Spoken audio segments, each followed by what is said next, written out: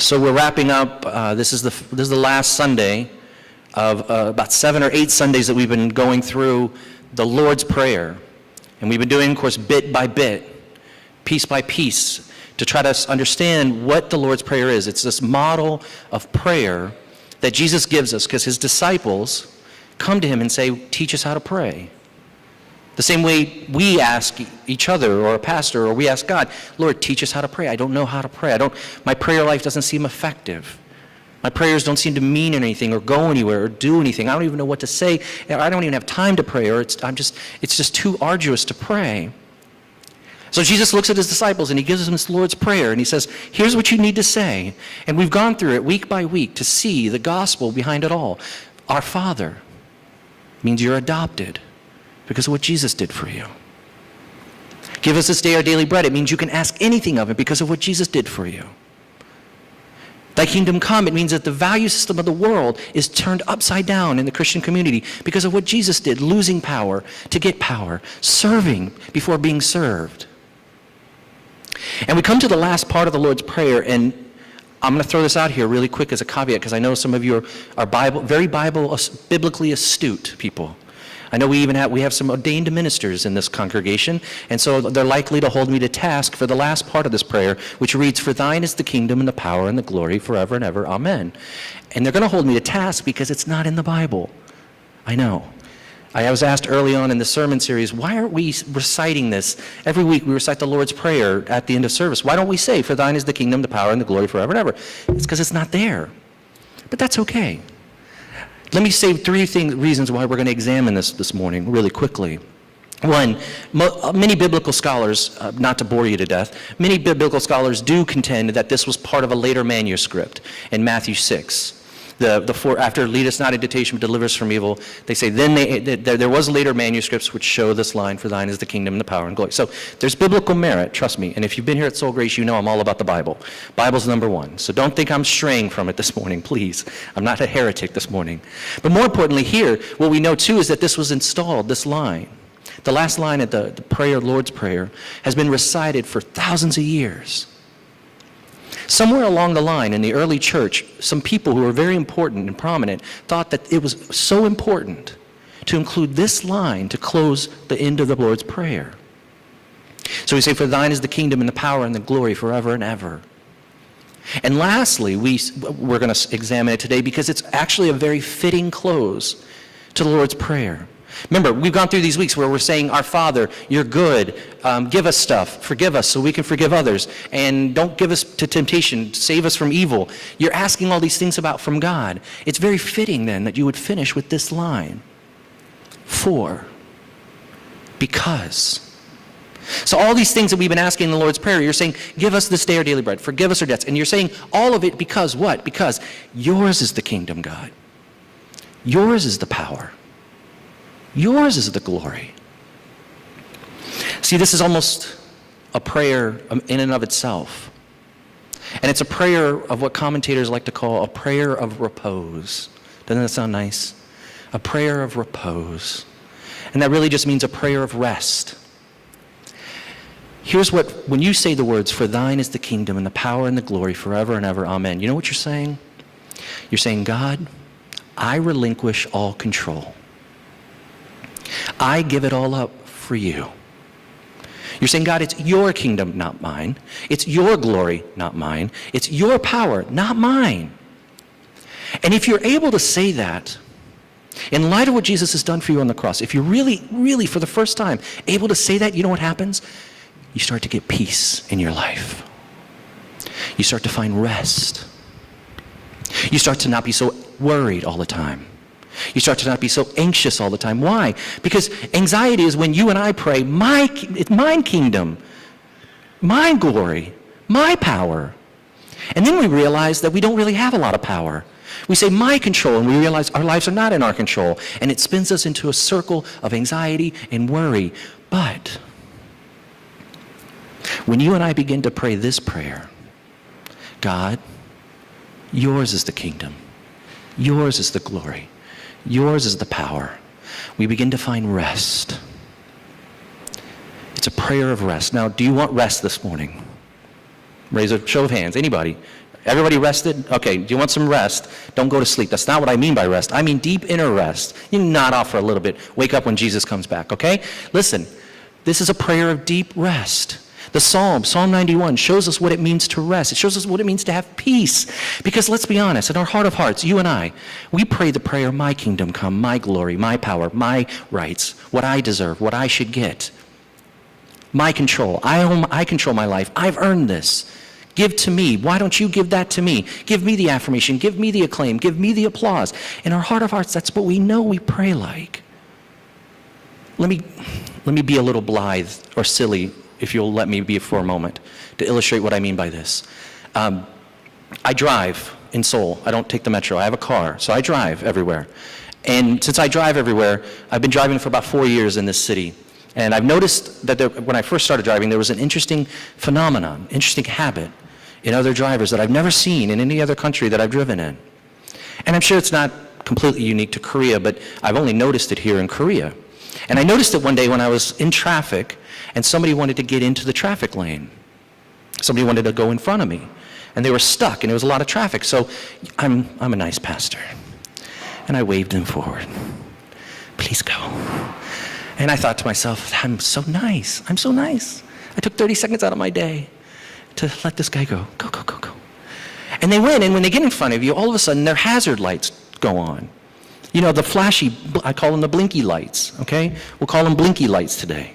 The blinky lights go on, and I wondered, what is that? Because in America, when you turn your blinky lights on, it means something's wrong with your car. That's why we call them hazards. We call them emergency lights. I don't know where you call them where you're from.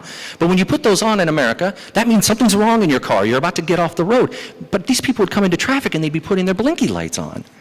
And it boggled me for like years now, until I talked to a couple people and I said, what are the blinky lights all about? I don't get it. Is something wrong with them? And they said, no, that's the way they say thank you for letting them in. See, like in America, you know what we do? We wave the hand in the mirror, and sometimes you get a little fingers or you get a little pinky, and you know how much of the gratitude they served you. But the blinky lights take it to a whole different level. It's not just a hand. It's not just a pinky. It's not like a nod that you can barely see, and then you're wondering, did he really give me a nod? Because I want my thanks. Blinky lights say thank you in full blinky lights. Now you're going to remember blinky lights and nothing else, aren't you? I told you can wake up when Jesus comes here.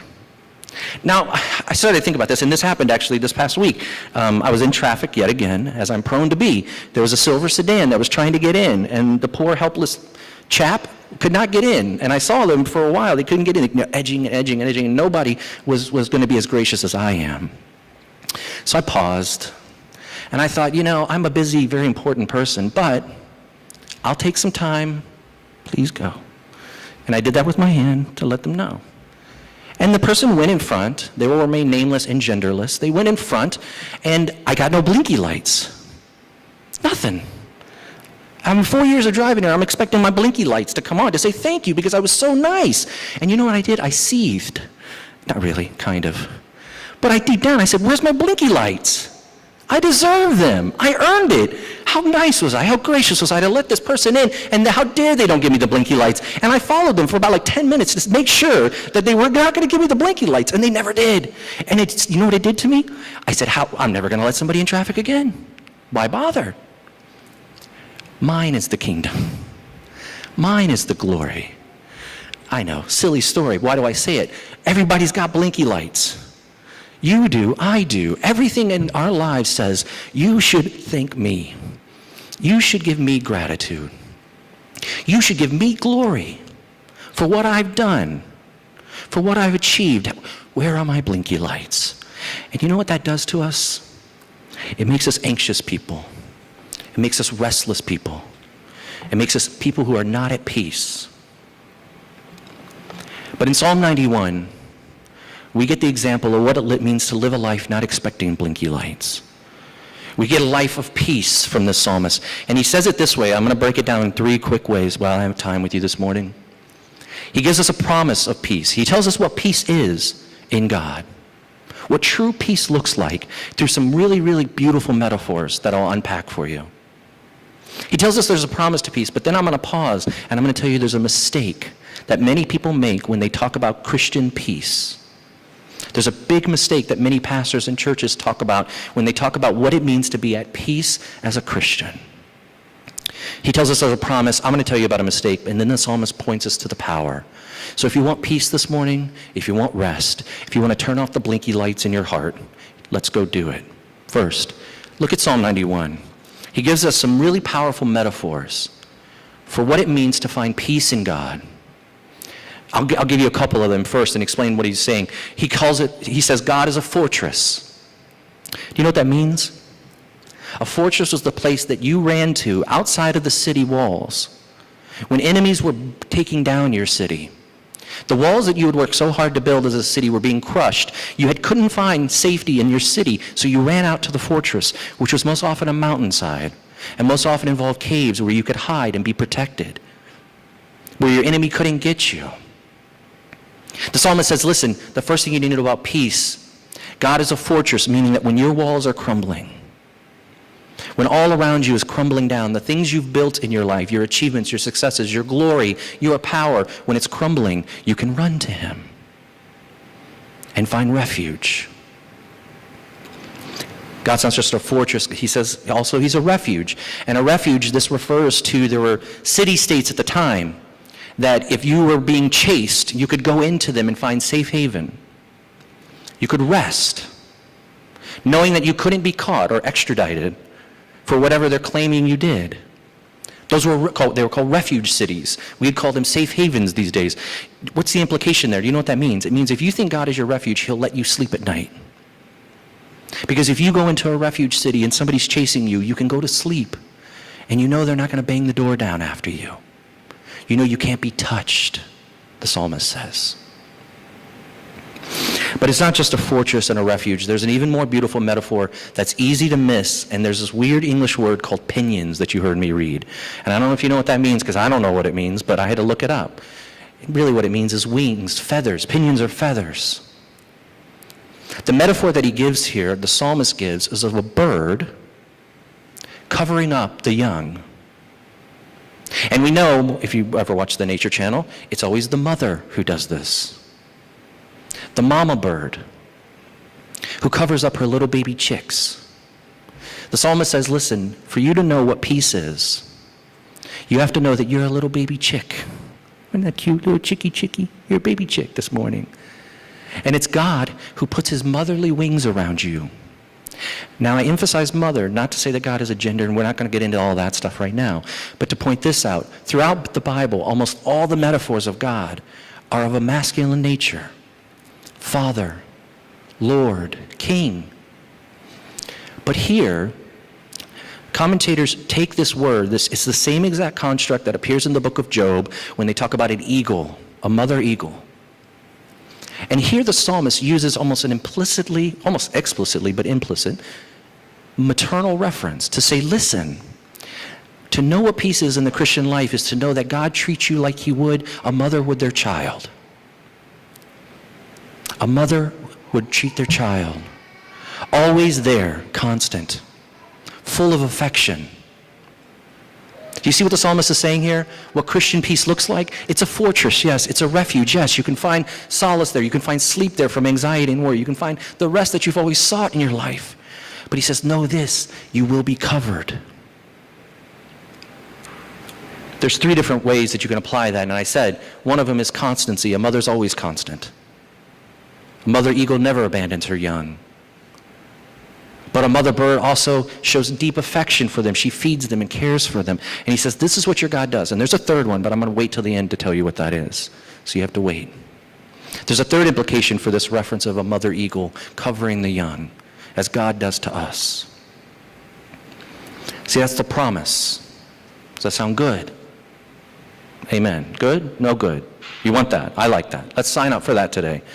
Okay, but first, tap the brakes. I got to talk about something really quick.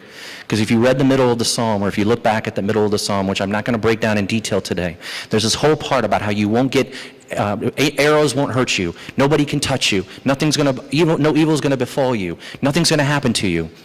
And it's very easy. Here's the mistake about Christian peace. Here's the mistake often made. It's very easy for people to look at that and go, well, here's the correlation. If I'm faithful, nothing bad will happen to me.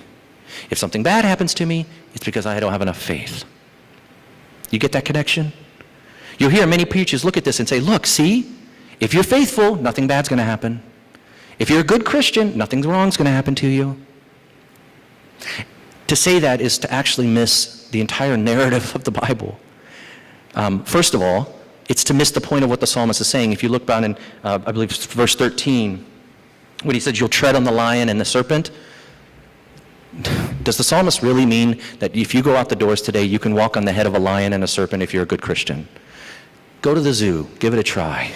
It don't work. That's not what he's saying. He's being poetic.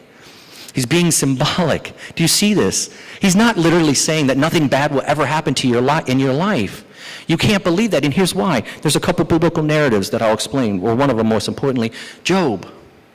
If you read the book of Job, here's a righteous guy, here's a faithful guy, here's a devout guy, and yet all this suffering happens to him, and all this tragedy comes on his life. And you would think, if you read Psalm 91, that couldn't be. And his friends, actually, Job's friends come to him and they say the same thing. They say, Job, the reason why this is happening to you is because you're not faithful enough. All the calamity in your life, all the hardships is because you didn't have enough faith. You weren't good enough.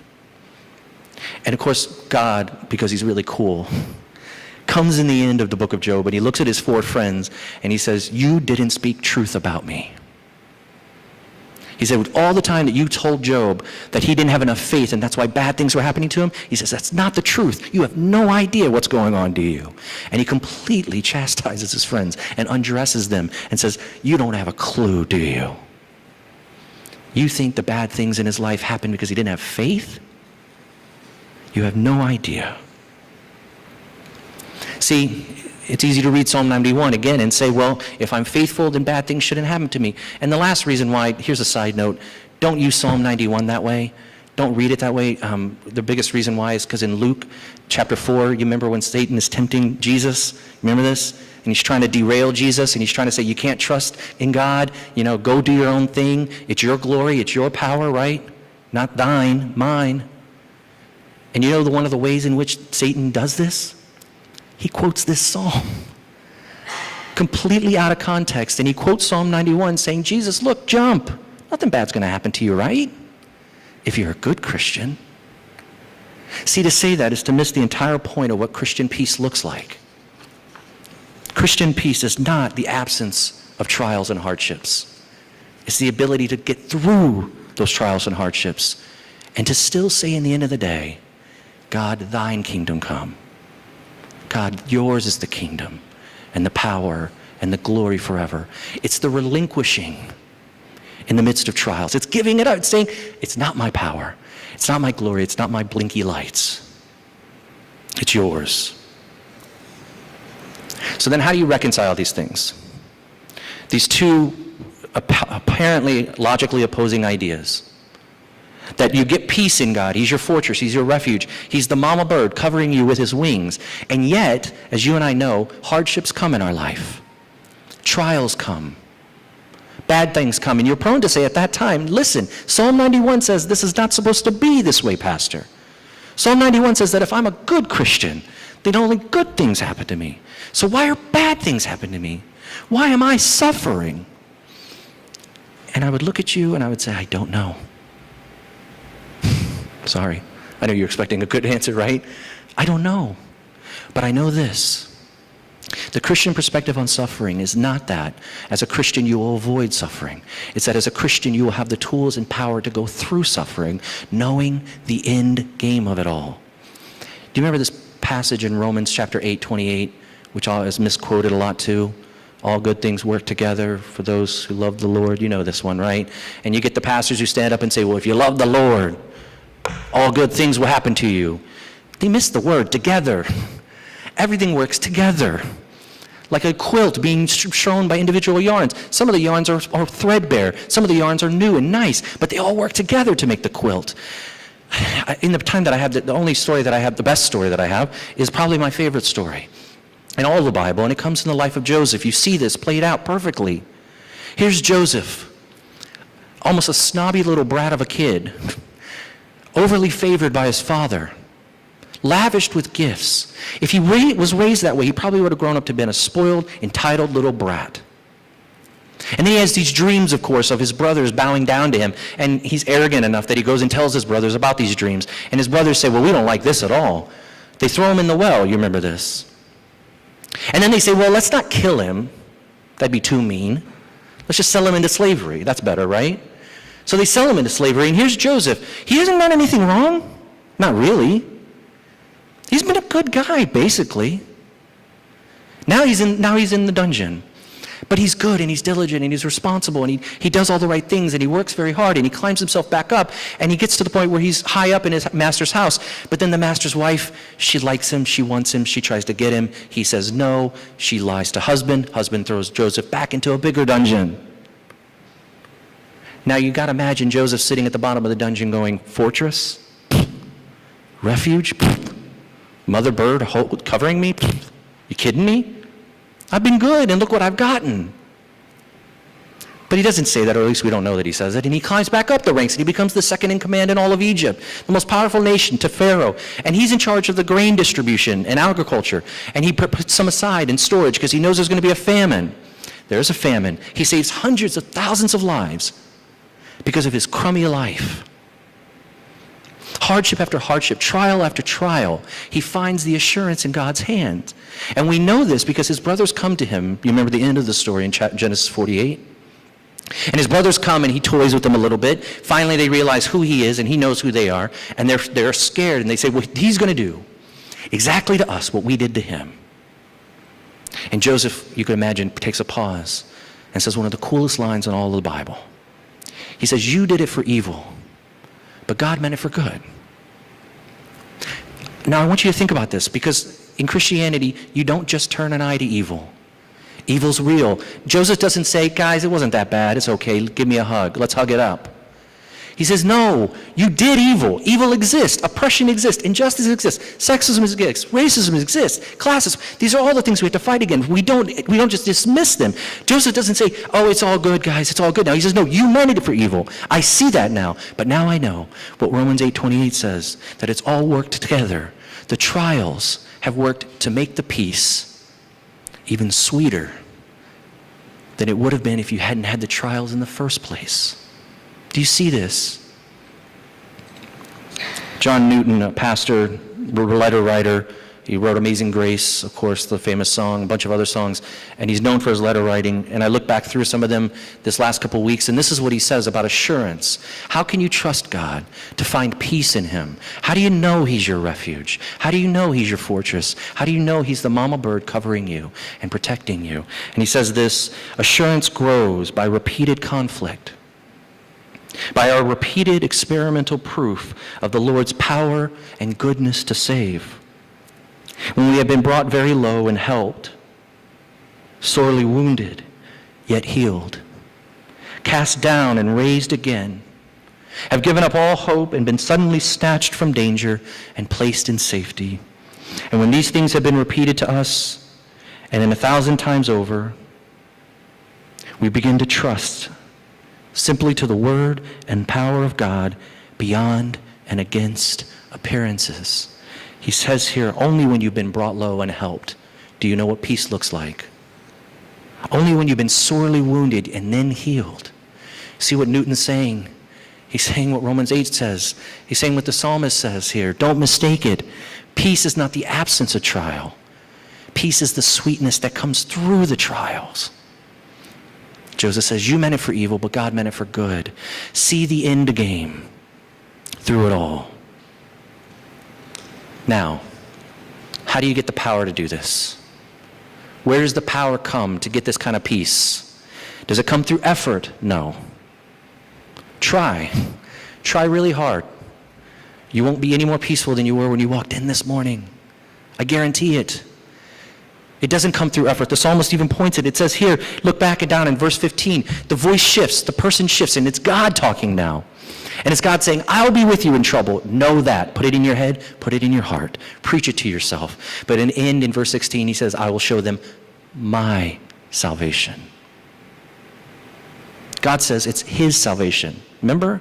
It's not your effort to find peace from anxiety in your life. It's not how many times you pray will make the worry go away. Why? Because we all want the blinky lights.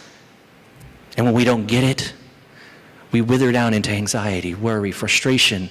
What about me? Mine is the kingdom. Mine is the power. Mine is the glory. What you have to realize is you're going to have to start shifting the power to him. And it's going to be painful. Verse 16 says, I will show them my salvation. You're going to have to see the type of salvation that God gives you, and it's going to be painful for you. What do I mean by that? Let me give a quick story here from one of my favorite books that I quote many times here to illustrate what I mean. The Great Divorce by C.S. Lewis is a wonderful story. You've heard me talk about it, I'm sure.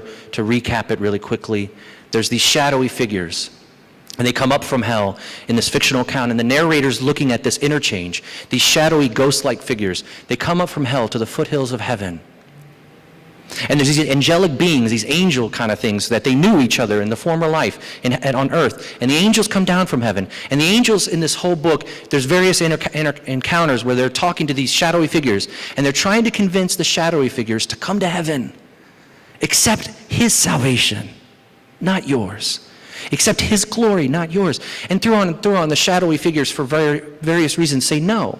Some of them say, well, I'll go to heaven if I can be useful there. And the angels say, you have no use there, only love. And some of the shadowy figures say, well, I'll go to heaven, but I deserve to go before you to do. And the angels say, you very well do, but that's not the way it works up there. And there's the climax pretty much of the book, comes when this one shadowy figure walks up to this one angelic figure. And the shadowy figure, the narrator says, is unlike any other because he's got this little lizard on his shoulder. And this little lizard is whispering to him, barely audible, what about you?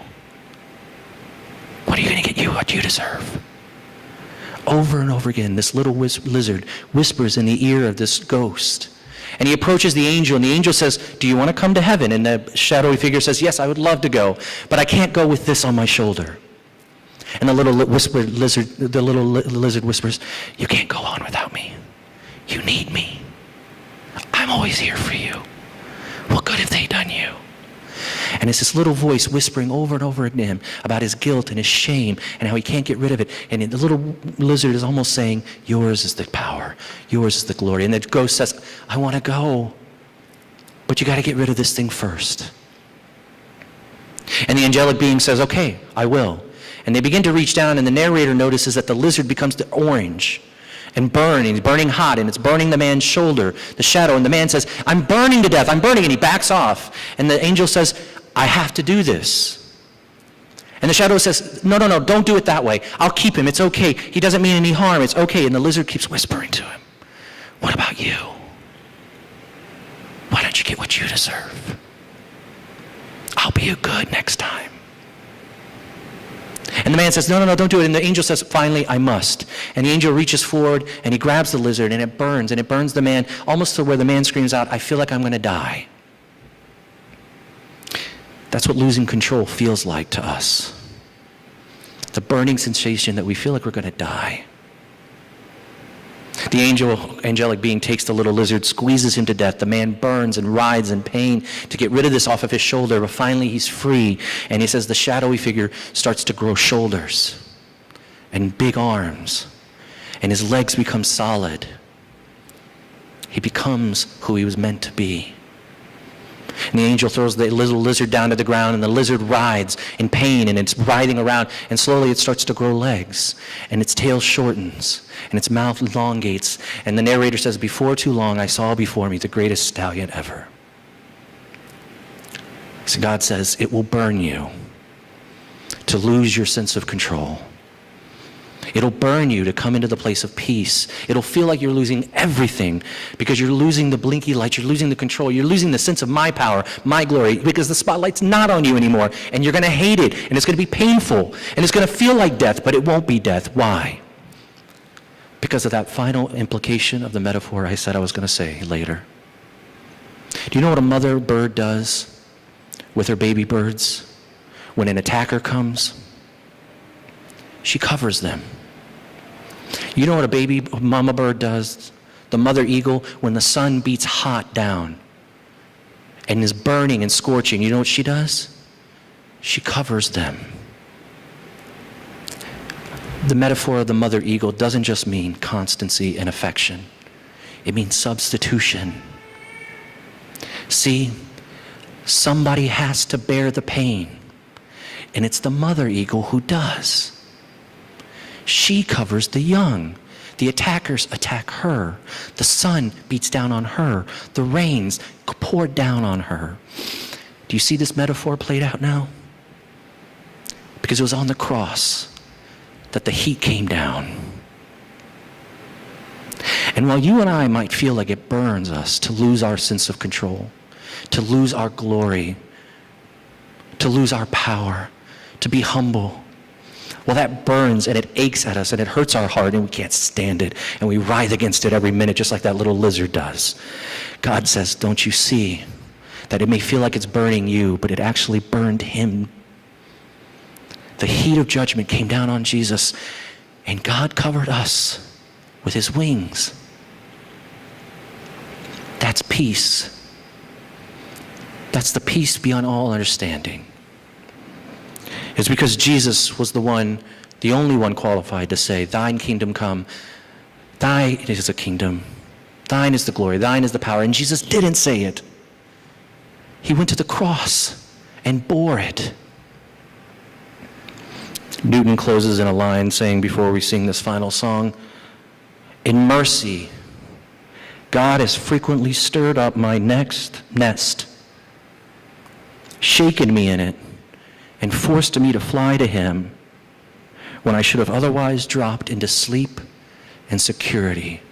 Listen, today you can choose. Find refuge in yourself. Find refuge in your job. Find peace in your family. Find peace in your friendships, in your achievements, your accomplishments. Find peace in anything else. And the walls will come tumbling down. It will fail you. But he says, don't you know I can never fail you? Lose that sense of control. Let him take that and burn it off, knowing that you can never be consumed the way Jesus was for you. He took the heat that you and I deserved. That helps you pray. That helps you relinquish power, control. Now you can say, God, thine kingdom come. Yours is the kingdom. Yours is the power. Yours is the glory. Just to close, there's some practical implications to this, but what it means is you'll be a person who gives up glory rather than stores it up.